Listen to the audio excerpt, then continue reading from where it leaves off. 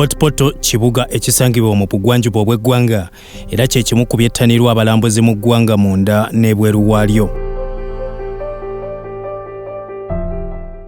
Olwaleero naffe twesudde mu ddene ne twolekera disitulikiti ey'e Kabarole awasangibwa Amabeere ga Nyinamwiru, ekimu ku bifo ebyettanirwa ennyo abalambuzi era olugendo terubadde lwangu. Empako yange ni ya moti kandi ndi omu of the staffs abakugaidinga hano mu Mabeere ga Nyinamwiru. Nyowe obundozere team ya Salt Media, I was so happy habokuba Pastor Jingo, he's one of my mentors, museja murungi muno.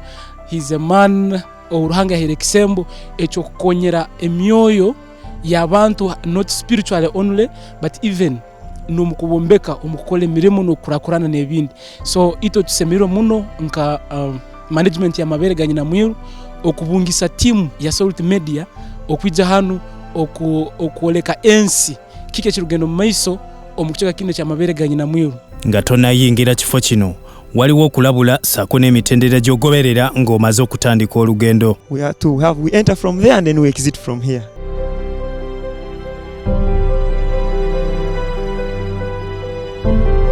Robert Mirembe omu ku balambuza abalambuzi gwe tutambudde naye olugendo luno era amateeka gatuwadde awatali kukwata ku kintu kyonna ekisangibwa mu kifo kino.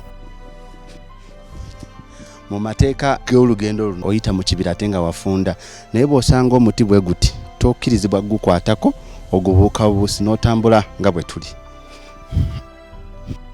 Munda mu kibira kino mulimu ebiyiriro eby'ennyakasula, amazzi agava mu lusozi lw'Enzooli era gano gettanirwa nnyo abalambuzi nga bazimbawo n'engeri y'olukomera nga Mirembe bw'annyonnyola ekigendererwa. Ye waterfall emu ekyasinzeeyo okuba ennene era y'amaanyi mu kitundu kino ekya Fort Portal.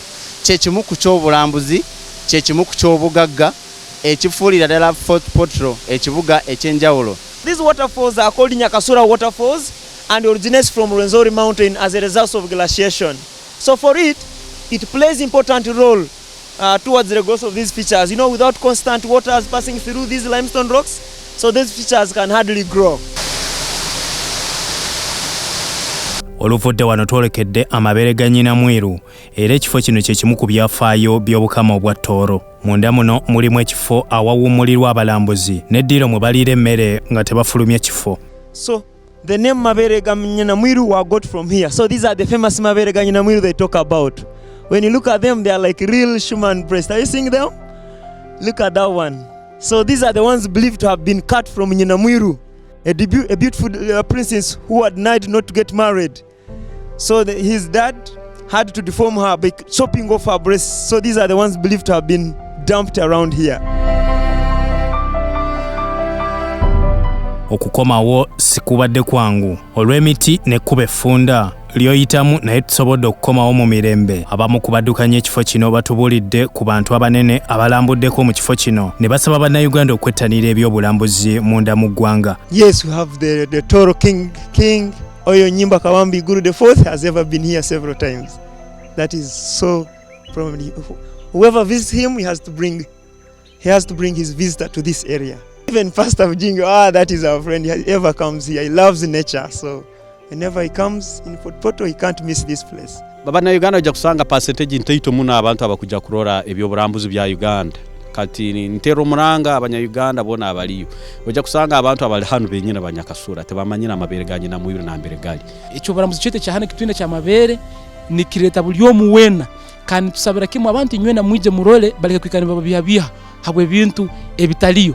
Kunu tuturamya bachwezi, tuturamya ebintu ebyemyoyo, tuturamya ruhango mwenka hangira guru nensi kandi nutugarura kitinisa habukwa hanga bine bintu habo kubisomeraho tukabyetegereza. Fort Portal kye kimu ku bibuga ebigenda okufulibwa ekibuga eky'ebyobutonde era Fort Portal yakubeera y'abalambuzi wadde nga waliwo n'emirimu emirala egikolebwayo n'ebisikiriza abalambuzi ebirala ng'ebifo ebiwummulirwamu.